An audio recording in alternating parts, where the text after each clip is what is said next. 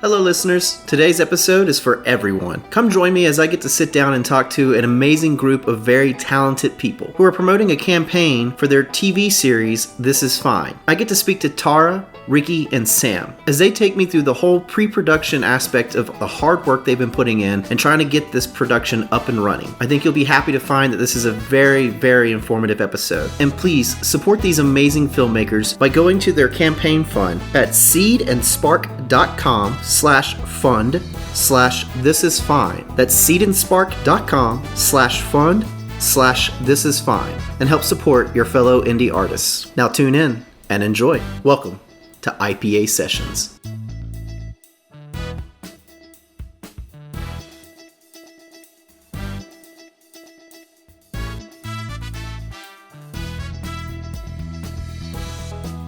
Welcome to IPA Sessions, a podcast for independent artists. This is a place where, as always, I like to provide inspirations for practical applications within entertainment. And today I'm really excited because we have with us a TV series we're going to discuss. This is a new indie project coming out, and it's called This Is Fine. I have co-creator and actor Sam Bangs, I have writer and co-producer Ricky King, and I have executive producer and director for the series, one of the directors for the series, Tara Johnson Mettinger. Hi, everyone. Say hi for me. Introduce yourselves. Hi, I'm Sam Bangs. I am a Portland-based creative. I graduated from the University of Miami's acting program and film studies minor, and I have taken that education with me to Los Angeles and then here to Portland. Over the course of the pandemic, I was inspired to create a series, and because writing was not my forte, I found a co-creator and writing partner, Brittany Viella, who unfortunately can't be with us here today. But together we created the world of This Is Fine, and since the creation, it's really taken off. What started as a little indie pilot that could is now a 6-episode season 1 that we hope to raise funds for and shoot out. It was inspired to continue from the pilot thanks to our executive producer, Tara. And so I'll throw it to Tara for an introduction. Excellent. Hi, Tara. Hi, everyone. Hi, I'm Tara Johnson Mettinger. I am a director and producer based in Portland, Oregon. I'm a member of the Producers Guild of America, and my career spans about 30 years in this industry and in various capacities. Went to school at the University of Oregon for film and started my career in television. And that took me to Los Angeles, where I was there for a number of years working for the Fox Broadcasting Network in marketing and promotion. But it really didn't fill my heart. And I knew that I wanted to transform my career into producing. And when my now husband and I moved back to Portland, that's where I took my career. So the last 20 years, my career has been very focused on indie film production, specifically in producing. I'm also the executive producer of the Portland, Oregon Women's Film Festival, PAL Film Fest, and the PAL Girls Media Education Program. And I have been involved in various indie film productions throughout the last 20 years, documentary, feature film. And in the last 5 years, I stepped into the director's chair and completed my first feature film, My Summer as a Goth, which was released in the fall of 2020 during the height of the pandemic. Thank you. The best time, right? Yeah. And that project led me to connect with Sam and Brittany. And, we started talking in the spring of 2021 about this project. This is fine. And I'm very interested in episodic production, not only as a producer, but as a director and how that works. I've done a lot of training actually in episodic production. I've had the chance to shadow various directors on series, and it's a unique way of putting together a project. It's very different than doing feature film production. So I'm thrilled to be involved and help further develop the series and bring it forward. That's incredible. So you're like a true indie warrior, but you also have the background experience of the quote unquote Hollywood way as well. I think that's incredible. You're going to bring a lot to the table, especially for this production. That's really good. Thank you. And then we have our writer here, Ricky King. How did you get involved, Ricky? Hi there. So I got involved when I believe I saw a Facebook post either by Sam or by Brittany looking to expand their writer's room when they went, okay, we need to go from having just the few of us to building out a writer's room. And I had some experience writing with others. I want to shout out that I basically came onto the project at the same time as one of our other co-writers, Lily Hennings, and I knew nobody. So I think I sent in a writing sample, and I've really gained a lot more confidence as a writer through this project, because I kind of had this idea of in terms of production or pre-production, you have one thing, you have your thing that you do, but I kind of have a bunch of scattered things that I like to do, both pre-production, post-production.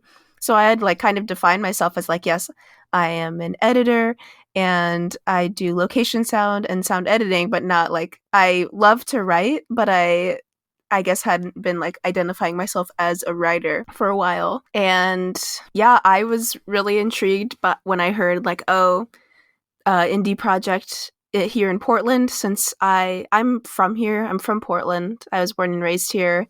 I left to study at the Dodge College of Film and Media Arts and then graduated during the pandemic and decided to come back to my hometown because there is production happening here, which I don't think that's obvious from the outside, but there's definitely a production scene here. And so I've been kind of figuring out where everything's happening. And a big part of that has been coming on This Is Fine.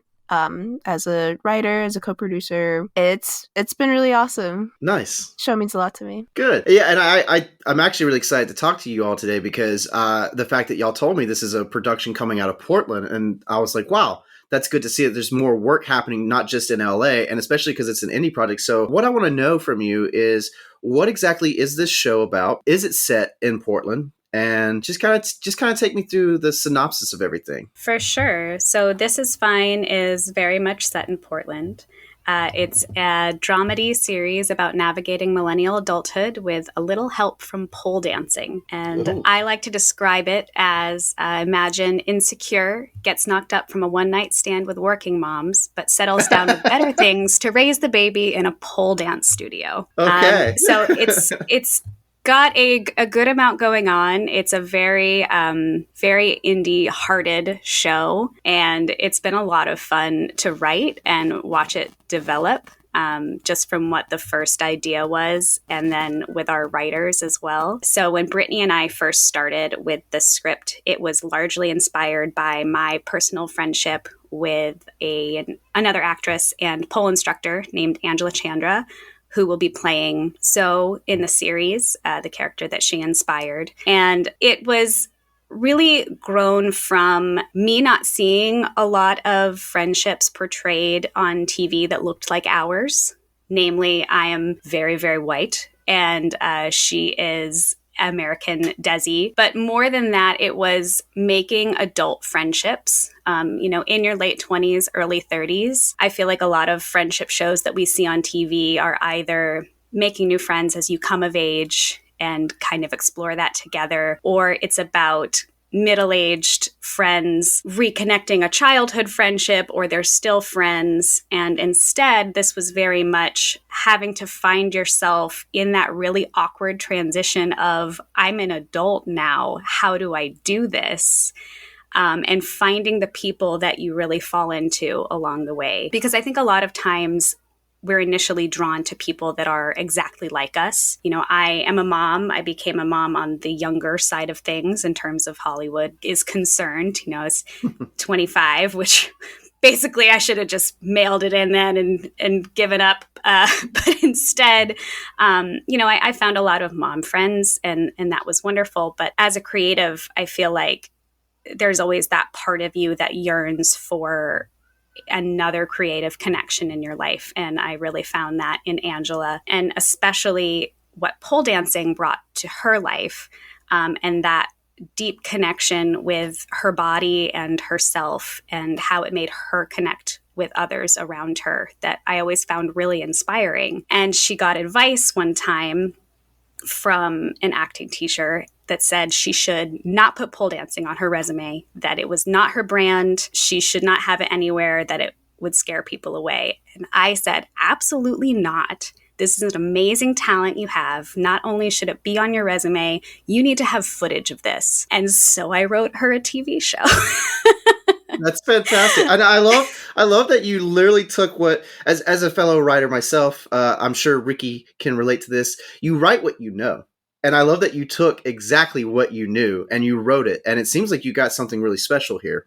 That's incredible. And I'm excited. I'm looking forward to the series. Now, is it kind of comedy and drama based, or is it more drama? I would say it leans more comedy. We tackle a lot of issues and heaviness, which I think is really important. But also, I think there's enough heaviness in the world without having to solely focus on that aspect of it. And so we're really looking at how to tackle those heavy things in a light way that makes people not depressed by the end of each episode, but instead can look at it and say, okay, well, maybe I can change the way I'm looking at this, or maybe I can change how I respond to something next time. And I feel like that has been a really big part of working with Brittany and the other writers as well, is how can we lift each other up and share everyone's voices and stories in a way that is inspiring to everyone. Oh, you're perfect for this podcast.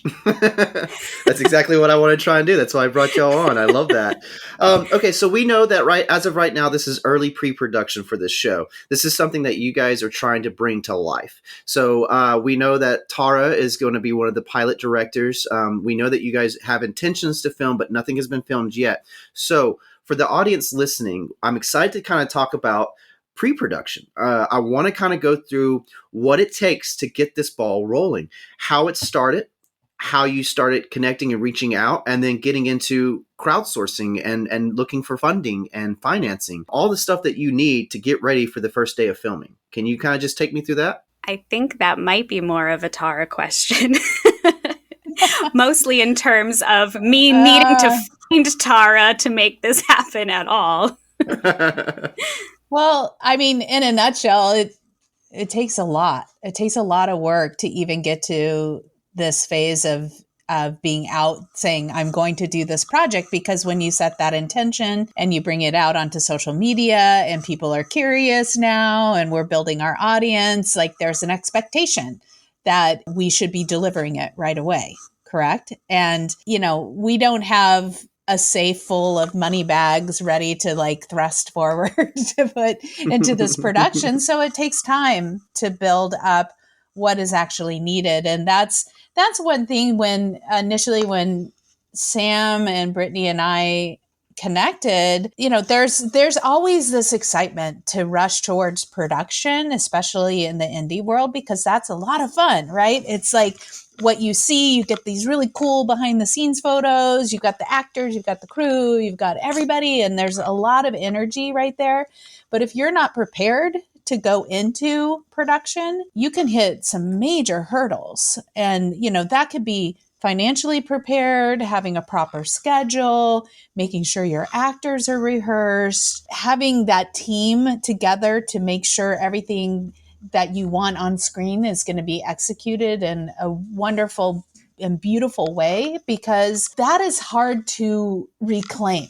And especially because it's so expensive. You have a lot of people that are involved in that moment in time. And so what we did as a team and what I offered to Brittany and Sam initially was to look at expanding the world, right? And bringing a balance to the story that was needed, right? And enhancing what Sam had initially brought forward in terms of her own experience. And that's where, my recommendation of diversifying the writer's room, I truly believe that, you could talk about diversity and all of these things that are happening in the world of film and television. But if you're not putting the work in and expanding what's happening behind the scenes and truly being diverse and being welcoming of different voices and folks that don't look like you or identify as the same gender or sexual orientation or race or age or even parenting. I was attracted to this work. I'm a parent. I'm older than a lot of the focus in here, but I also lived through that time in one's life. And so I really identified with the stories that were being told and created in This Is Fine. And I appreciated that. I'm very attracted to like kind of YA and younger storytelling, because I feel like coming from like the Gen X generation, growing up in the 80s and the 90s and seeing what was on screen, and there was these attempts to be diverse or to be inclusive, and some of that really was very tone deaf and fell flat. And, Unfortunately, some of it's still today. totally. Yeah. Like the queer community was the brunt of the jokes. And it's like that. I don't want to be part of that. I really want to be part of something that is truly inclusive and trying to dismantle those tropes that I feel like sometimes are very easy to just kind of fall on, right? And I find that to be very lazy storytelling. And so being super inspired by what has happened in the writer's room, taking the time with the story to bolster it, to truly make it inclusive and diverse. And I think that what I really love about our team, we meet weekly and like we communicate in a lovely way. Like we've only seen each other in person a handful of times, right? We meet in virtual environments, but there's such a respect among our team that I just fully enjoy. Having been in this industry for a long time, I've seen that lack of respect and this kind of weird hierarchy that happens in certain situations. So I just feel so fortunate to be involved in a project that is holding everyone and everyone's voices. And so those are things that I feel are super important to identify when you're in the pre-production phase of putting together a project. It sounds like you guys hold each other accountable. You have accountability, but it's y'all holding each other accountable, and that's really great to do, especially for such a big team. Like I'm impressed with how well coordinated you guys were able to get everyone together just to do this interview for this podcast. That's a team effort. That's teamwork, and exactly what you said about diversity and diversifying. If you're not actively doing that, then you can write all day. But if you're not someone that is, for example, I'm a straight white male from the South. So if I write anything other than that as a writer, I'm not really going to be able to bring that to life because I don't know that person's story. I don't know their struggles. And I think that's incredible that you bring people on to really put that out there. So it's whereas you're not telling these, you're not telling the gay jokes to be the butt of the joke, but you're allowing maybe a gay writer to tell the jokes. So that they are able to put that expression out there where it's like, no, this is funny because it's from their perspective. It's from the LGBTQ community's perspective. So they can laugh. And then your audience will see that, no, you're truly a diverse show. I think that's really cool. Yeah. And I think that it really sets the tone as far as like how we're entering this next phase with our fundraising efforts. Right. And putting the project out there, we will be doing a crowdsourcing campaign. I think a lot of indie projects rely on that, not only to raise funds. It may not be all the funds we need to get everything properly finished, but there's also the opportunity to connect further with our audience that we're growing and to get the word out there about what we're putting together here. And it also helps, we're going to have a lot of people stepping in and gifting their time in terms of their skill set, gear and equipment, facilities, just to make sure that this project does move forward. The fact that it's been a year and a half and we have a team that's so committed that we're meeting weekly to discuss what we can do. And we're all learning from each other and we're moving forward. Sometimes it feels like we're moving through, I don't know, like cotton or something. It feels like you're moving so slowly. But it's actually like last week just a few days ago, we all got together and we shot footage for our fundraising campaign, and Ricky Awesome. coordinated all of that. And, we had Excellent. folks turn up and, donate their time. And so there was this really incredible burst of energy that we were all like, I think that day we were all smiles and feeling very proud of what As you should. we've spent the time creating. And so, in addition to the fundraising campaign, there's so many other things you have to consider because, again, you can't just focus on production. You have to focus on where we're going as a project, right? Distribution is really upside down, and we could spend hours and hours talking about that, which I don't want to do because it is kind of boring.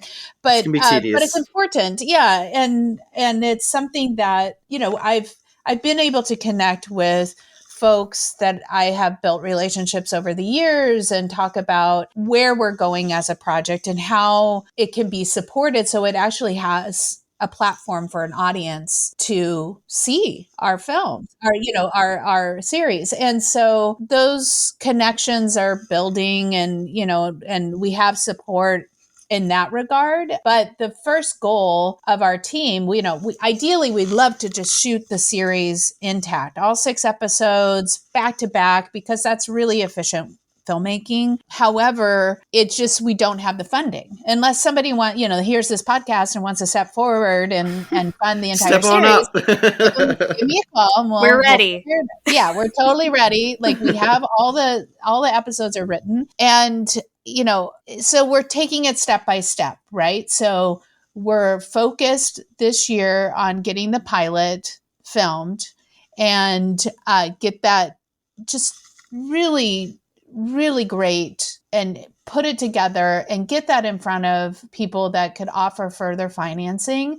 But the goal is also to make sure that people are compensated for their efforts in doing the pilot. So, the intention behind the fundraising campaign is to really raise the dollars to make sure that we're compensating the cast and crew and just getting the pilot done in a proper fashion, because once you're done with filming, you enter post-production. That's whole, other thing to contend with different costs. And so I'm excited about getting there because I'll be directing that episode. I'm super excited about diving into the creativity and what it will take to get that on screen. Yeah, I can see you all look very excited. You seem super hungry for this. And I just want to point out something that to the audience that Tara said is that it took 1.5 years just to get to this point in production. You had to get this idea, then create it, get together, start forming a team, start writing it all out, and then start discussing the finances and how to properly go about making sure that even though this is an indie project, you want people compensated for their time, their effort, their energy, their work, as they should be, as best that you can. It may not be something big, but the fact that you were able to get everyone together, and then, as you said, you were able to start kind of getting a little bit of filming done. Was this a scene that you guys made, or was this a commercial style sort of thing done for the filming project? I'm just curious. This was more of a commercial type pitch video. I'm going to let Ricky talk about it more because they really worked on the script and set everything up. And we're really just very grateful for everything that they were able to organize for us last week. It was a whirlwind and so good. Oh, thank you, Sam. No, that's great. And I just want to point out again, 1.5 years to get to this point. And now you have Ricky picking up the torch and carrying it on. Take us through that for us, Ricky. Yeah, so one thing I really wanted to make sure that we did while we were filming this video was, and this was a stretch, I wanted to get the voices of every member of our active production team, since Sam can explain what the show is. She can share her project, why she went and sought out making a show based on her and Angela's friendship. But I think that something that might be more striking is to see, to literally see, oh, there's a lot of people who have gotten their hands into this. And so I wanted to find a way. So I haven't done a lot of this kind of work specifically before. I haven't really worked on a crowdfunding campaign before. But what I did want to do was get a way to show that like we are like a big group of people all working towards one thing, but I didn't want to script other people's words. I don't know if this is like too nitty gritty, but basically I realized after like because we were meeting weekly, honestly we got like freer, and then we all got really busy like I feel like a month ago or so. As it happens, yeah. So I'm glad that we're busy because that's good. So we're doing stuff, but I did want to be like, okay, I want to move the ball on this, but I don't want to write word for word what someone else is going to say. So I built kind of like a skeleton of like, this is where Sam will talk about what the project is and her relation, like how she came up with it. And this is where Brittany is going to come in. Then Tara's going to come in here. Then me and Lily are going to come in. Then Mia's going to come in. And so that I feel like helped a lot. Like I'm going to remember that worked to coordinate people's responses to something so that I just like basically made a little form. And then I was like, okay, Tara, can you write in your part here so that they all fit together, like they flow together, but also I didn't write people's words. You really took on the role of coordinator. Yeah, I guess so. So like that was pretty cool. That's kind of new to me, but I did really like that. And then I honestly just like the way the actual production came together. This is kind of funny that we're like talking about the production of the pitch video that is to allow us to go into production for the pilot. But I basically tapped into some folks who I've met. I've been like doing some like freelance production work, and I was like at the studio called ZP Productions. It's in North Portland, and I was talking about wanting to do a pitch video for this project, and I was like, oh, I might be able to use this space, blah blah blah. And then my friend, his name's Mike Morris, and he was like, that sounds cool. Do you want lights for that? And I was like, oh, yes. So he and his you opened friend, the door. yeah, he and his friend Brent Lucas kind of showed up and really like came through for us for like no gain. And I was like, oh, thanks guys. And Mike was reminding because I kept thanking him, and he's like, you just remember that like there's still nice people, like there's people who want to see what you're making. Yeah, there's still nice people out there. And yeah, so I guess I kind of like stepped into some producer shoes, because I originally was just like, I don't have producing experience, but I do want to be involved in pre-production and help pulling things together. And I was like, I guess this is kind of producing at this. You got real on-the-job training, and it sounds like you exceeded far beyond anyone's expectations as well. I mean, you guys got it done. You accomplished it. It is done. I'm going to edit now. Absolutely. You're a natural. Thank you. Oh my God, that means so much. Total natural. Own your role. Own it. Ricky is simultaneously the most talented and most modest person I've ever met. Thank you. That's the beauty of this work that we do. As someone, I said it myself, I have podcasting. I also write and I create with others. Ricky, that's how we met, through a mutual friend who had a table read. And that's how it works. It's networking. No matter what genre it is that you're in, any independent artist out there, networking is key. It's important. You want to make friends, you want to develop friendships, but you also want to develop these professional relationships with people. You may not necessarily get along with someone, but if they have a talent and you work well with them, that's good. And you can keep bringing them. And like you said, you walked in and were just discussing things. Like you just kind of were talking. And they were like, oh, well, how about this? And it just starts happening. It's a snowball effect. And I think that's incredible that you were able to achieve that.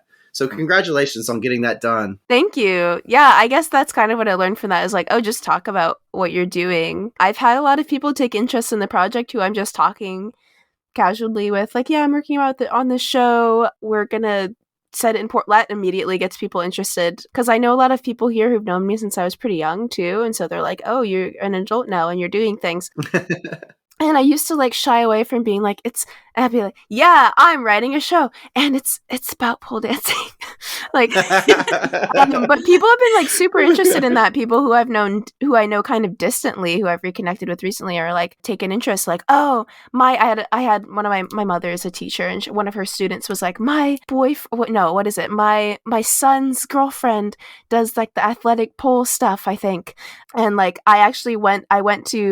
I saw like kind of a community I hadn't seen since before the pandemic. It was at it's called the Zimbabwean Music Festival, and I went and saw a lot of people who I've known, like who have watched me grow up. And I swear, like the first night I was there, I had 3 individual people come up to me and say, "Hey, aren't you making a TV show, or you're making a movie, or what's going on?" And that made me realize, like, oh, that works. Like talking both online and in person about what you're working on, like it just works. Networking is powerful.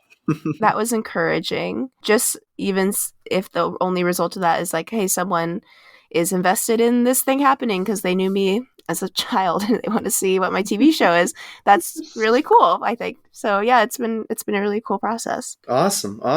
Okay, so one more thing I want to get into is just I know that we're recording this a little early because we want to try and prep everything because we want to get y'all the crowdsourcing that you need. Do we have any information to plug for that right now? Is there any sort of revenue that we're looking at? Do you guys have a GoFundMe?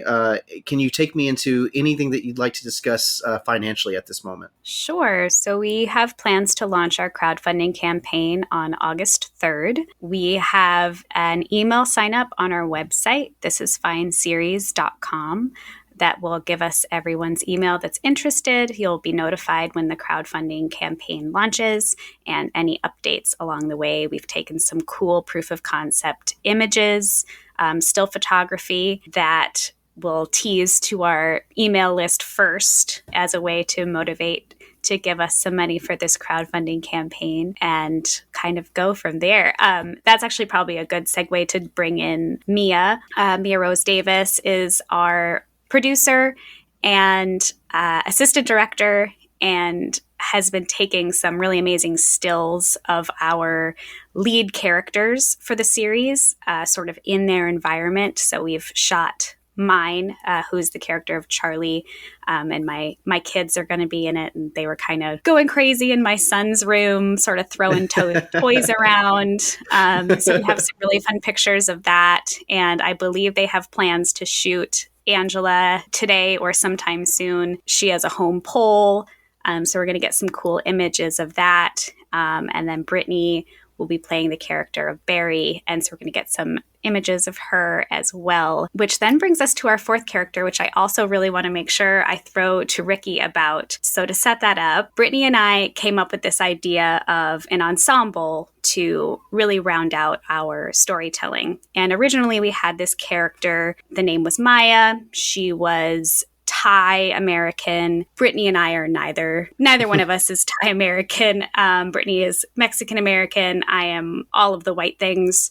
But we knew when we diversified our writers' room that we wanted to bring authentic voices. And because we didn't bring on a Thai writer, instead we looked at Ricky's work and the work that they were contributing to what was already existing. And Brittany and I went, hey, let's have Ricky make our 4th ensemble character. And so they created the character of Max, and I am just really excited about bringing them into this world. And so I want Ricky to talk a little bit more about Max. Sure.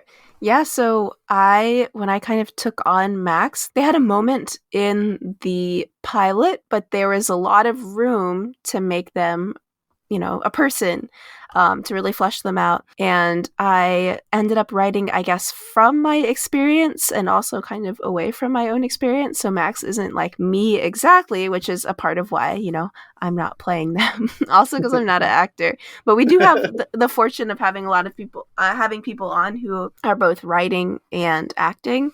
But I went, if I'm not going to play them, this person is, sometimes when you're writing a character, they kind of like you don't have to think about like, oh, would they do this or that, or are they this way, that way? It's just like, oh, what are they? And you write to them as they start to kind of take shape. So Max is one of our 4 main ensemble characters who meets Zoe by being one of her pole students, but has this other life where they're basically living the life that myself and a lot of other, like young people or like people just starting out in a field were living during the pandemic, which is that they are alone in their apartment a lot.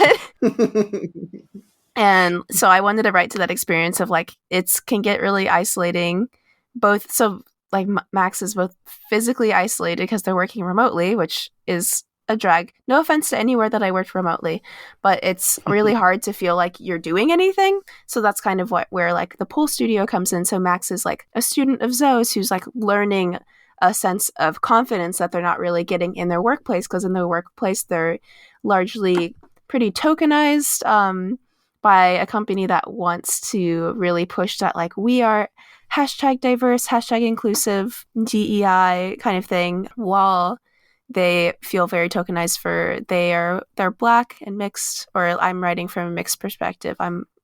This would not be obvious because this is a podcast. But yeah, I'm Black Portlander, I'm mixed, and a lot of the image of Portland is that very like Portlandia, white utopia kind of vibes a little bit. I'm not gonna lie, that's all I know of Portland is Portlandia, Yeah. so I do apologize in advance. I stereotyped you guys. Yeah, because that's like, I mean, when Portlandia came out too, I'm not like bashing Portlandia either, but I am saying like that. I mean, it's funny. It's like it's an image of Portland that does actually, weirdly, it accurately reflects this idea that it's all like white hippies. Mm-hmm. And I don't know, like I have been told that it's clear that I'm from Oregon, that I'm from Portland when people met me when I was living in California, which is really like, that's a funny thing to say more than once. I hear more than once, because it is like it's a very expressive place, but it's also a place that has a lot of like deep-seated racism that is not really addressed. And I can go into like, there's a lot of interesting history around that. All of Oregon and Portland was sundown towns, which meant that if you were Black, you needed to get out before the sun went down. I'm from the South. That's not. I'm surprised that as far up north as Portland that exists. Like, wow. Yeah. So Oregon never had. I like how I just like decided it's history lesson time instead of talking about my character. But hey, what the podcast is for. Use your platform. Just kidding. But yeah. So Oregon has like this what sounds like a very sparkling clean reputation because there was never any slavery here, but that's because Black people just weren't allowed to be here. Couldn't own, and then even after abolition, couldn't own land, weren't really given jobs, and basically it was like not codified into law, but it was like a practical almost impossibility. So that's why there's no like there's very little generational wealth for like anyone who's African American in Oregon. It's rare. So I just wanted to write from like, hey, we're here. There are projects. There have been photography projects showing like, hey, there are Black people in Portland, and we exist. Yeah, we exist right here. I have like a lot of like documentary experience, but I did want to do, I guess, a fictional version of like, hey, we're here, without making a character whose only point is that they are the Black one, because that's pretty common especially in comedy, where I didn't want the joke to be, isn't this a funny way for a person to be? I wanted it to be, this is a funny situation for someone to be in, and also this person happens to, share some of their identity with me, instead of making their identity the joke. And the same is true. Max is transgender, is trans feminine and non-binary. And the butt of the joke is not, haha, trans people, because I obviously don't want to write that. Because a lot of the butt of the joke is like, this is some really ridiculous situations that are created both by the pandemic, but it's not really a pandemic show, but just like socially, when you're trying to like meet new people who you have like some stuff in common with. It was really fun to write like Zoe and Max hanging out for the first time, because it's that weird thing where you're like, are we going from people who know each other to friends?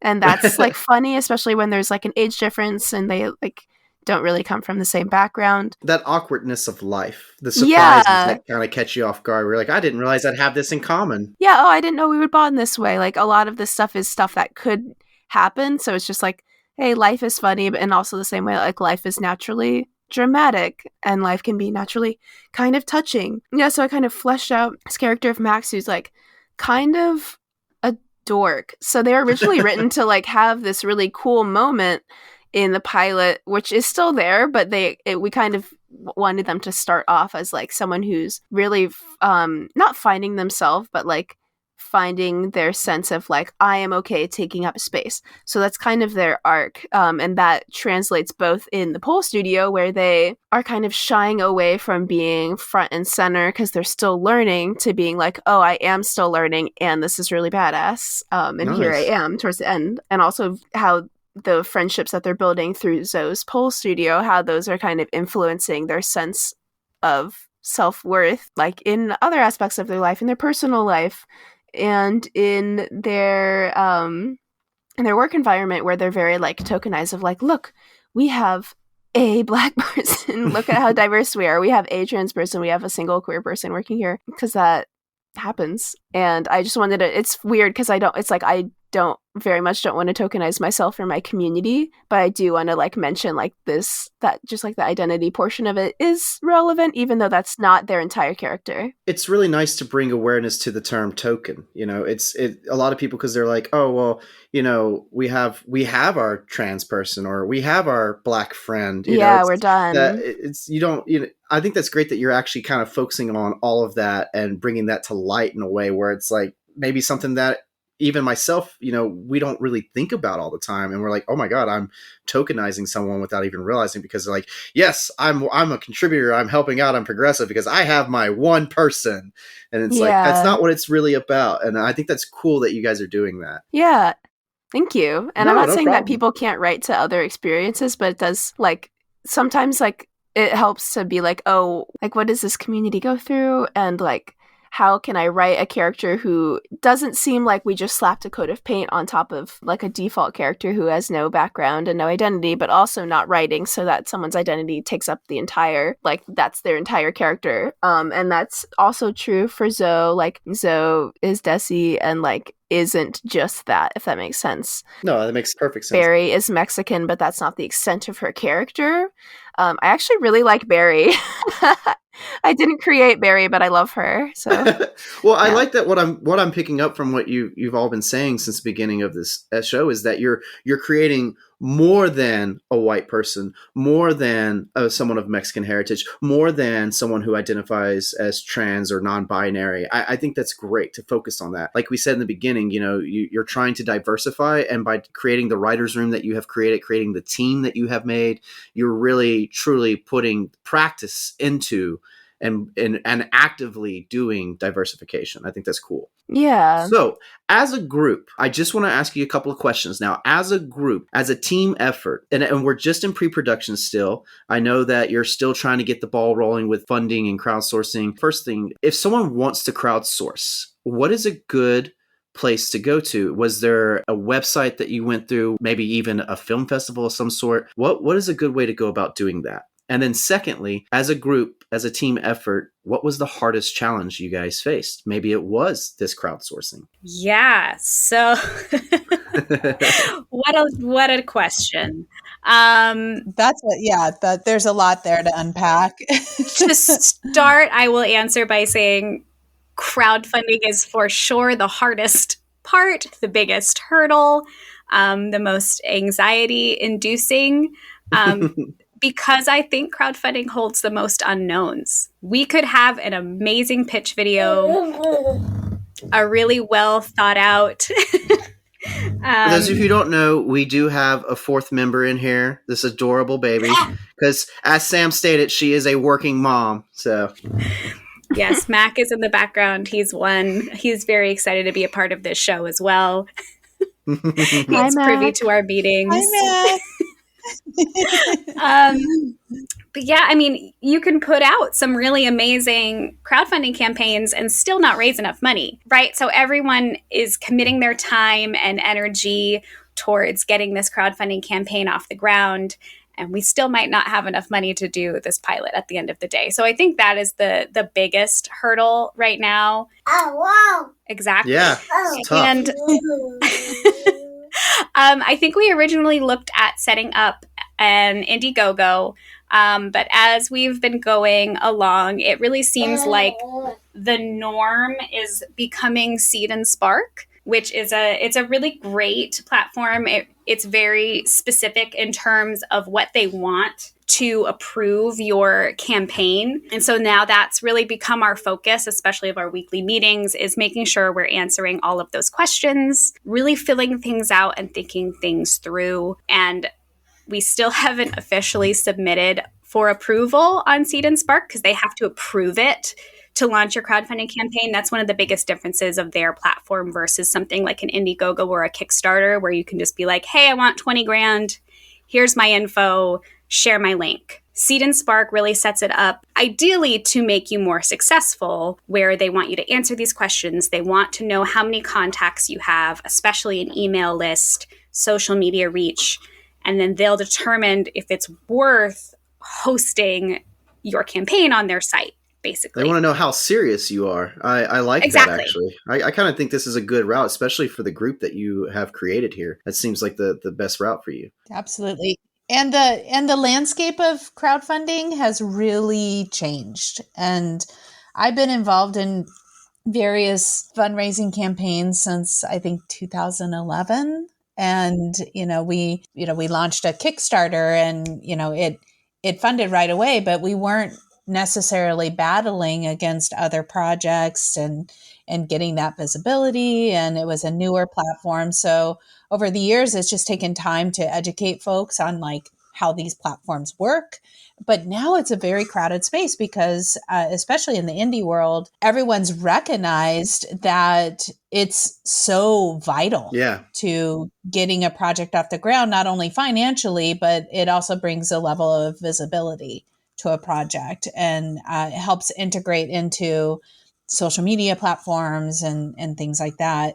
But I think even just in Portland, the ones that I know about, I think there's been about 4 or 5 campaigns within the last month. Oh, wow. And, and all of them have had a great deal of success, which is exciting. And those projects are moving forward. But when you peel it back and like the amount of work that needs to go into creating something like this, and to ride that emotional roller coaster of doing a 30-day campaign can be, it's hard. It's rough. And I've been involved in some campaigns that have been tremendously successful and raised a good deal of money. And I've also been involved in campaigns where they went belly up, and the creative team got very disenchanted and essentially gave up, which is like the thing you do not want to do. Is like, even if you're not going to make your goal, like see it to the end. And many of these platforms, actually, if you realize like, oh, I set too high of a threshold and I didn't make my goal, sometimes you can just restart your campaign, make sure all those folks that pledged and believe in you, that you say, hey, I'm going to see this through the end. We're not going to make our goal, but we're going to restart it here in 3 days. We're going to lower our ceiling, and then we're going to kick it off again. Can you please come back and support us? Because we still need to have funding to move forward. Right. And so that's a hard thing to do, is to step in to say, maybe I didn't set this up properly, or I didn't do this, like, how do we still maintain that momentum to make our project go forward and recognize where we need to adjust and then push through? And so that can be really hard, because you're so visible, especially in, on social media. And if it's not going so well, it's easy to just sort of like retreat. Right. Right. It sounds like a big key to facing that challenge and how hard it is testing your own perseverance and your own dedication. Sure. And I love what you said. Like, you don't want to give up. Don't disenchant yourself. I mean, it's okay to feel down, but form a game plan, take a breath, form a game plan, come right back at it, strike just as hard. I love that. Right. What we've all learned from, this pandemic is that we all have to be very agile and pivot. Right. Mm-hmm. So you got to get creative. Can I just say one thing? I just want to, I just loved hearing you speak, Ricky, about Max and how much thought and just love that you have put into that character. And I was like, I'm so excited that it's like this series is brought so much to me, like all this work that I've done over the years to be involved in projects that are really trying to bring visibility to characters, to communities that have not had their opportunity to be on screen and to be authentically on screen. And that is so important. And I'm thrilled to bring all of my history and my knowledge into a project that has this immense amount of love and dedication to making sure that happens, right? And so hearing Ricky speak about Max and just bringing your own experience as, a Black Portlander into this character, into the series, and, raising your voice. I love it. I think it's just so freaking cool. So thank you for sharing all of that. Same. I am excited to just see it. Oh, thanks, you guys. I want to see this brought to life. I That's like good. how you've all described everything so far. I'm loving this. And I really do hope that we're able to help get you guys the sources you need to start funding this and get the ball rolling. I want to see all of you achieve the success that you, in my opinion, do deserve. And as Tara said, keep persevering, keep pushing. And along those lines, once again, another question: as a group, as a team effort, and I know this is going to be a little different for each of you because you all bring different fields of experience and knowledge and all that, but was there something unexpected that you encountered that in the moment you were not prepared for and had to overcome? Was there anything that was something that you've just never dealt with before? And as a group, can y'all think of anything that you just had to tackle head on and it was unexpected, but you pushed through? Whoa, what a question. I mean, I know for me personally, coming at this as an actor first, and really the first idea was creating something for myself and my friends to act in. In my background of filmmaking experience, I was like, oh, well, we'll write a pilot, we'll shoot it like a short, we'll enter it into some festivals, and we'll kind of see what happens. And instead, in searching for a director to shoot it, that's when the door was open to the idea of, oh, that's not how you should go about making a successful series, even though that's what every textbook seems to say back in the day. And I think just then being forced to be on the other side of the camera in a bigger capacity than I had ever tackled before has been a really wild learning curve, and has been quite enjoyable, and thankfully has led me to relationships with Tara and Ricky and Lily and the rest of our team. And so I think you're right, though. I think everybody's answer is going to be very different. So I'm going to throw it over maybe to Tara to start. Yeah, I think for every project, there's going to be unexpected, sort of joys and hurdles, and you just have to bring in your experience from other projects and say, how did I handle this successfully? But you have to really focus on the project at hand and approach it holistically. I think for myself, especially being approached initially as a director and then offering up my skills as a producer and knowing that I naturally lean to producing and wanted to be able to offer that to the production. I knew that would happen. But I think that for me, this is the first time I've done a series.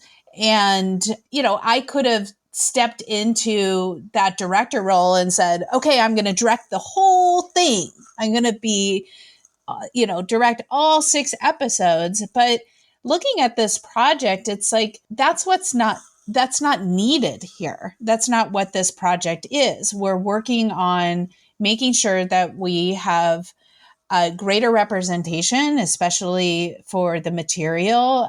Again, we diversified our writing room. I also wanted to make sure that we were diversifying our director pool.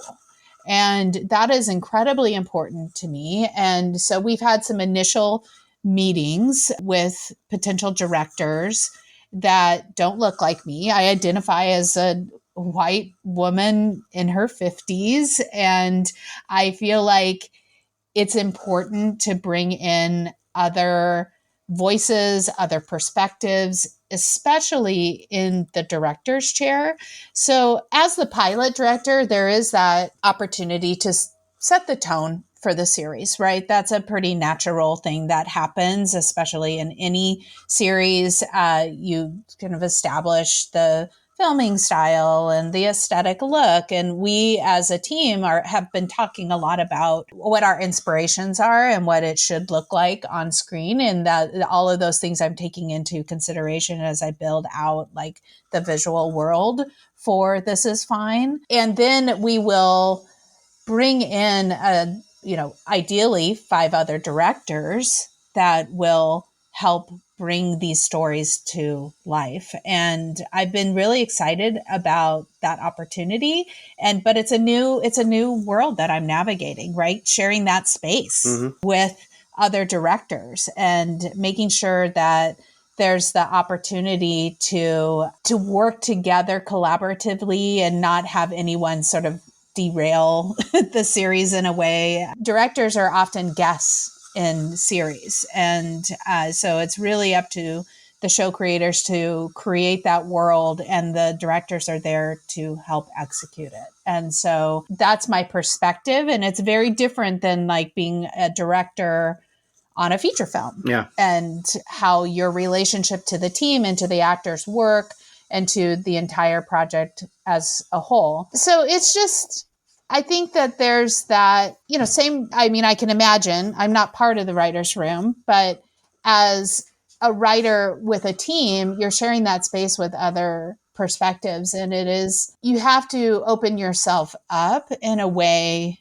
that if you are, someone who has like a clear vision, could be challenging at times, right? And that's what I enjoy about the series and how we've put it together, is that, everyone's on equal footing, everyone's voices are heard, and we lean on each other's strengths to make sure that we're doing the project justice. And so again, for me, it's just that sharing that space with other directors is going to be new for me. And I'm totally thrilled about doing that, because when it comes to the heart of how I want to work in this world of filmmaking and series making, is those things are super important to me. And to be able to like make that happen and set that precedent is like how I roll as a creator. Oh, I understand. Filmmaker, director, producer. Yeah. No, that makes a lot of sense. Thank you. Thank you for sharing that. Ricky, do you have anything to add? Yeah, if we're kind of talking about unexpected struggles, I feel weirdly more, even though we're like hurtling towards this campaign and I haven't really done one of those before, I am excited about what we have to offer people too for that. But You're I am excited by the unexpected. I like that attitude. attitude. But like, I feel like for me, the hardest, like what the part that I kind of ran up against was that while we were writing, I don't know, I guess I shouldn't be like embarrassed to say this. I'm still like finding my footing in terms of working in production, which I am doing more now. But while we were writing, I was like pretty new to being back in Portland. I hadn't really found the production scene yet. And so I was working at a grocery store while we were writing a season of TV. Hey, and we all start somewhere. That was hard. That was like hard just time-wise, because I would like have a couple of days off, but it was like finding the brain and like the mental capacity to be like, I'm going to put myself in this creative space even though I'm just like kind of asleep. And so it's funny now that like basically around when we were aiming to be done writing the season is around when I left my like front-facing job and went and was doing more like production work, freelance work. That literally made it way easier to be creative. And it's just funny that like the bulk of the writing, the heavy lifting of the writing was happening under a lot of pressure. And I honestly feel like more like now I'm having an easier time than I was then. Like having an easier time contributing and like bouncing off with other people, even though we're not writing now, we're still like, even pre-production in general is still creative, not just like the writing process. So yeah, I guess I wasn't really expecting that. Like, oh, actually, here's a fun unexpected thing. I didn't think very hard about what it would mean to come on as a writer for a series, because I just saw, hey, they're looking for some writers. I said, okay, I think I sent a pilot that I wrote I had finished like a couple months before, and I didn't think very hard about the implications of, if we start to crew this up, that means that we're going to shoot to make the show. I didn't think about that. And that's and so basically we like finished writing it, and then it's like, okay, pre-production time. And I went, oh right, because a lot of what I have experience with is doing a lot of documentary work where it's a lot of what I've done is more individual, honestly. So I didn't think about like, oh, there's a whole bunch of people on board now. Like it's not just like it feels like I went into like this hole where I would like call these people who existed on my laptop to write this show in this little hole in between grocery shifts, and that has expanded to like there's like this big beautiful team behind the show who exists in real life who are as excited as I am to like bring this very like loving Portland story like to people's screens ideally. So that was really cool. Yeah, that's awesome. Yeah. You took a chance on yourself, it paid off, and now you're a part of an incredible team. You all work off of each other very well. I think that's impressive, and that's something you should all be proud of. Thank you. Yeah. For easier questions now, we're going to start getting down to the end here. What is, as a group here, as this badass team that you have assembled, what is the most valuable takeaway for you guys during this experience? For me, I think it is that team building aspect of it. Like Ricky mentioned, it did start sort of in a hole and talking to a screen. I mean, even my co-creator, Brittany, and I, we never met in person until all 6 episodes were written. And I think as a multi-hyphenate creative, someone that does a lot of things, it would normally be really easy to get discouraged and give up and say, okay, forget it, on to the next project. But as we grew our team and brought in more and more talented people, I just look at it and go, okay, there are too many people invested in this, too many talented people that deserve to be acknowledged. I can't give up now. I just have to work harder. And so I think for me, that's been the biggest part of it. Excellent. Tara or Ricky? I think that just the recognition among the team that it does take time to make beautiful art sometimes. And that I think that, and I have to remind myself sometimes because I want to, just get to the finish line or in it, see it on screen or something. But there's such value to recognizing the process of art and to sit in every phase and kind of welcome those challenging bits of it or the joys of it, and to really feel kind of that like holistic involvement, especially in something where there's a lot of people involved. And so that's been a real joy for me.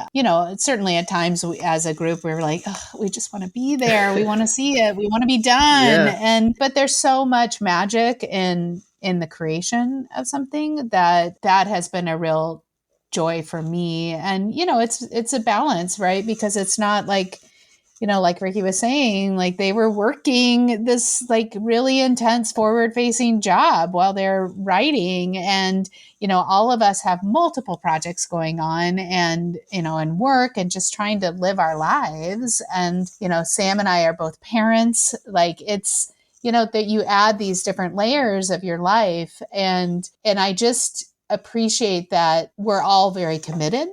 And, we turn up at these weekly meetings. And if someone has to say, hey, I can't do it this week, I've life.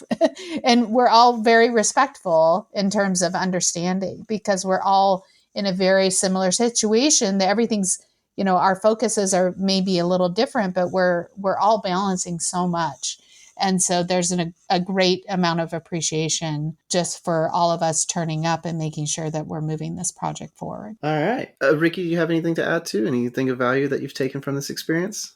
I know it's a lot of new firsts for you. Yeah. I mean, I'd say that a big thing that I've learned through working on this project, both writing and now in pre-production and hopefully in production, is like I realized something about myself is like how much I rely on making things that I am not really fulfilled if I'm not working on something creative. And like that, I think the pandemic happening also kind of made that more obvious too for a lot of folks of like, oh, what do I need to like feel like myself? And I start to not feel like myself when I'm not feeling creative, which I am most of the time. Like I am usually tinkering with something, but like that human connection too that comes from working on something that you're creating with other people's like people like creating this world, and like that just kind of gives you a reason to get up in the morning and to work on things. And I had a friend ask me like sometime within the last year was just like, so are there just like characters that live in your head? Like, do you just come up with stories? And I said, yeah. And she said, I can't imagine that. And I was just thinking, like, I can't imagine not living like that, like not coming up with stories all the time, because I think it's like a kind of a vital way to understand like the world around you, and I can't really live without that. Very nice. Okay, this is the last question, and it's very simple. What advice, if any, would y'all give to someone who is out there trying to do the same thing that you are? They're out there grinding and writing and forming a team to make their own TV series. Do you have any advice that you'd like to give to them? I think my advice would be to make sure you find that community and really lean on one another and lift other people's voices up, especially those that maybe challenge your own, because you'll all grow together and create something beautiful. Couldn't have said it better. Anybody else? Yeah, I agree with what Sam has said, and also, I mean, we talked about it earlier, that perseverance, right? And if you truly believe in your project and like love your project, and you'll find your people to help you bring that forward. And I think it's also recognizing where you need to learn. So finding, like, asking tough questions, asking for help, and putting yourself out there in what may seem like a very vulnerable situation to say, I don't know how to do this. And finding a community that can support you through that. Even though I've had a healthy career in this industry, I'm actually working on a separate project that has really challenged my knowledge. And I have had to reach out to mentors for folks to really help me through kind of a challenging puzzle piece that I'm figuring out. But for me, it's like, I know that it's only going to make my skill set stronger, but I also had to recognize and say, this is an area I have never encountered in my years of doing this. And you're our indie warrior. You've been doing this for a while. But I have to say, I don't know. I'm not going to like say, oh, I know that, and sell myself in a way that's inauthentic. But it's like, I was like, oh, there's some learning I have to do here, which was great. And so I constantly offer that, my knowledge to other folks as well. And so, yeah, but just recognizing where you need help, and that it's okay to ask, and that we all start somewhere, and, we build up our careers and our knowledge, and, learn from the good times and the bad times, and keep putting one foot in front of the other. Excellent. How about you, Ricky? I think mine kind of ties into Tara's a little bit, which I would recommend that someone trying to do something like what we're doing is to see who else has done what you're trying to do, and how did they do it? How do shows come together? And also just like, I think it helps to not try to bulldoze yourself into being exactly like, at the same time, like not being exactly like someone else. And like, I think you can kind of get stifled with like templates and like, you need to do XYZ before you're ready to do this next thing. But I think just like making sure to instead lead into whatever got you excited about the project in the first place, whether it's the idea itself or whether it's the chance to work with other creative people who you want to work with. Like, just like try not to lose the spark that is like pulling you into that story that you want to tell. I mean, even when it's a lot of hard work, you don't want something to be a chore. You want it to be like, oh, this is a joy to put my time into, because that's like what'll let you keep working on it like over time. Oh, absolutely. This is great. Thank you so much for coming in today. Thank you for, sitting down and taking time. Ricky, excellent coordination and plan of attack on your part, getting us all together for this. I really appreciate y'all coming on. Thank you. I'm rooting for you. I can say, as not just the host, but as a member of the male audience who's listening, I am a parent myself. I am very much looking forward to seeing this project come to life. I know that it's something that my girlfriend and I could enjoy and watch together, and hopefully share some laughter. I'm the crier. I'm the one that gets into things, and she pokes fun at me. And I think that's great. I'm really looking forward to seeing this show come to life. And I hope that this helps. It's the best that I can offer, but as a platform, it's for you. And right now, please plug everything you'd like to. Put yourselves out there, whatever social media, whatever crowdsourcing is up. Again, I know we're recording this a little in advance, but we will be airing this closer to the time of your campaign. So please put yourselves out there. And thank you once again. Sincerely, thank you guys. Thank you so much Thank for you. having us. You can follow us on Instagram at This Is Fine Series. Visit our website, thisisfineseries.com. If you give us your email on there, we will not spam you, but we will give you the latest updates in terms of our crowdfunding campaign and everything we have to offer. Is there anything else that y'all would like to add before we end the show? I don't know. We've talked forever, I know. Give us money.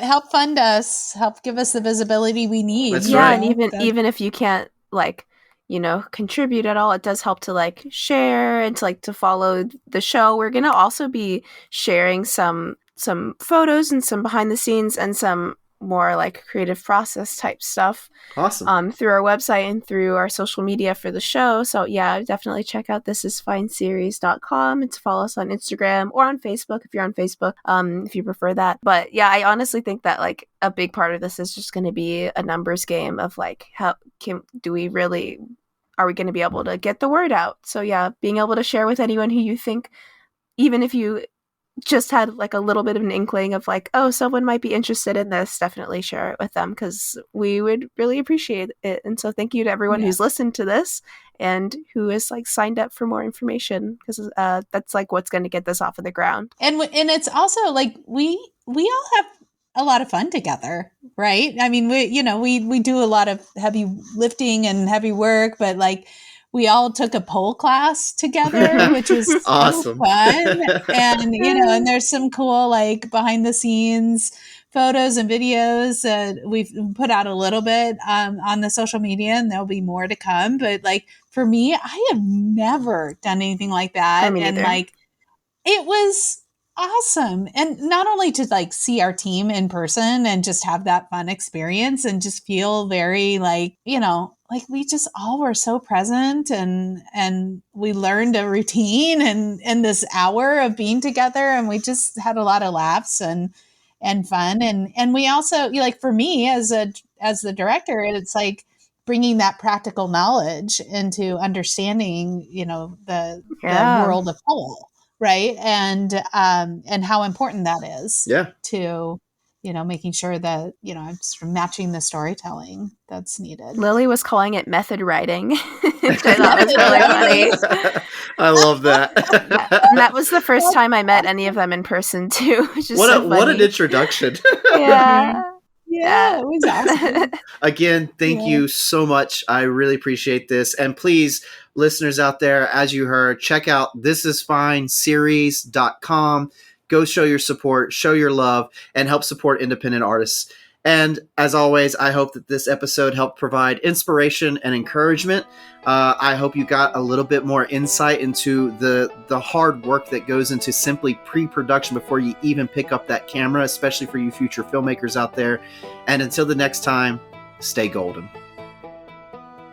Thanks for listening, and once again, just jumping in to let everyone know to please go out there and support This Is Fine series by going to their fund campaign at seedandspark.com/fund/thisisfine. The campaign will be going for a few more days till Wednesday, September 21st. So please, every bit helps. And if you can't donate, that's okay. Like they said, please help promote and push their work out there. Follow them on Instagram at This Is Fine Series. And remember to check out their page, thisisfineseries.com, for continuous updates. And as always, thanks for listening to IPA Sessions. To help support this podcast, please rate and review, and click that subscribe button for fresh, bi-weekly episodes. You can also follow us on Instagram, Twitter, and Facebook at IPA Sessions. And to any of you fellow artists out there, if you want to reach out to me, please hit me up an email at ipasessionspodcast@gmail.com.